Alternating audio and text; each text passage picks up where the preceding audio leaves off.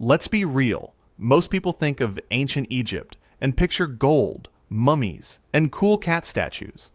But the Egyptians also cooked up some of the most genuinely terrifying divine beings ever conceived. These weren't just spooky myths. These were forces the Egyptians genuinely feared, prayed against, and built entire rituals around. So let's get into it. First up, Apophis, also called Apep, and this thing is nightmare fuel. Imagine a snake so massive it could stretch the length of a football field. Early descriptions put Apophis at up to 16 yards long, with a head made of flint. Not scales. Flint. Like a blade. He was called the Lord of Chaos, and his whole job was to destroy the sun god Ra every single night. Here's how the Egyptians understood it. Every night, Ra traveled through the underworld on his solar bark, essentially a divine boat making its way through darkness. And every night, Apophis was waiting. A colossal serpent lurking in the deep, trying to swallow the sun and end existence as they knew it. The fact that the sun rose each morning meant Ra had won again, but it was never guaranteed. The battle never stopped. What makes this even wilder is that Egyptian priests took this seriously enough to perform an annual ritual specifically designed to destroy Apophis. They'd create an effigy of the serpent, and then, systematically, spit on it, cut it apart, and burn it. This was called the ritual of overthrowing Apophis. It wasn't symbolic art. It was damage control. They genuinely believed performing this ritual helped protect Egypt from chaos. That's how real this threat felt to them. Now let's talk about Sekhmet, because she might actually be scarier than a chaos snake. Because she's on your side, and she's still terrifying. Sekhmet was the Eye of Ra, a goddess depicted with the head of a lioness, a solar disk above her head, and an energy that basically screamed danger from every direction. She was a goddess of war, yes, but also of plague. She could bring disease just as easily as she could end a battle. Egyptians believed that her breath created the desert, that her very presence could cause pestilence. The most famous story about Sekhmet is genuinely disturbing. Ra sent her to punish humanity for turning against him. And Sekhmet went at it. She started massacring people with terrifying enthusiasm. But then she didn't stop. She just kept going, drowning in the bloodshed, and the gods realized they had a catastrophic problem on their hands. Ra actually wanted to call her off, and she wouldn't listen. So the gods came up with a plan. They dyed enormous quantities of beer red to look like blood, and flooded the fields with it. Sekhmet, deep in her frenzy, drank it all, and got completely wasted. She passed out, calmed down, and the slaughter ended. This story was so culturally significant that the Egyptians actually celebrated it.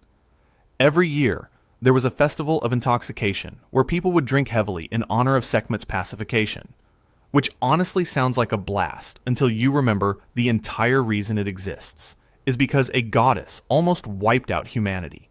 The party is literally a thank you for surviving. Moving on, let's talk about the creature that makes death itself feel like it has a second, worse step. Meet Ammit. Ammit was called the Devourer of the Dead, and she wasn't a god exactly. She was more of a guardian demon. She never had her own cult or temples.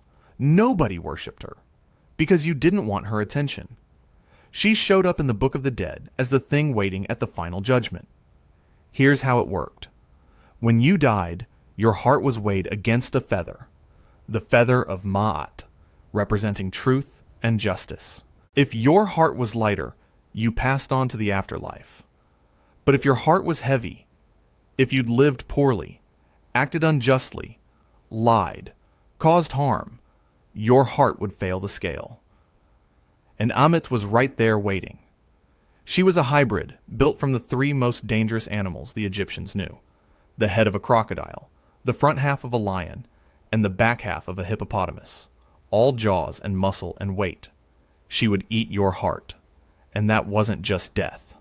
That was the second death. Total obliteration. No afterlife. No memory. No existence. Just gone. The Egyptians feared non-existence more than almost anything. So Ammit wasn't worshipped. She was dreaded. A built-in consequence of a life not lived well. And finally, Set. The one god on this list who started as a legitimate deity and ended up being one of Egypt's most feared and despised figures. Set was the god of deserts, storms, and chaos. He had an unusual animal head that doesn't quite match any real creature, something between a jackal and a donkey, but wrong in a way that feels intentional. He was powerful, unpredictable, and dangerous. But he also had a heroic side.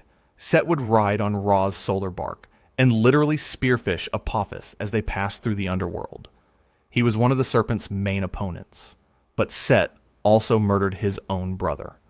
Osiris, the god of life and the dead, was killed and dismembered by Set in a bid for power. That act of violence split the divine family and set off one of Egyptian mythology's longest-running conflicts. His nephew Horus fought him for the throne of Egypt in a battle that lasted decades in mythic time. Over time, Set became increasingly associated with foreign invaders, particularly the Hyksos, who ruled parts of Egypt and reportedly claimed Set as their patron. That association hardened into demonization.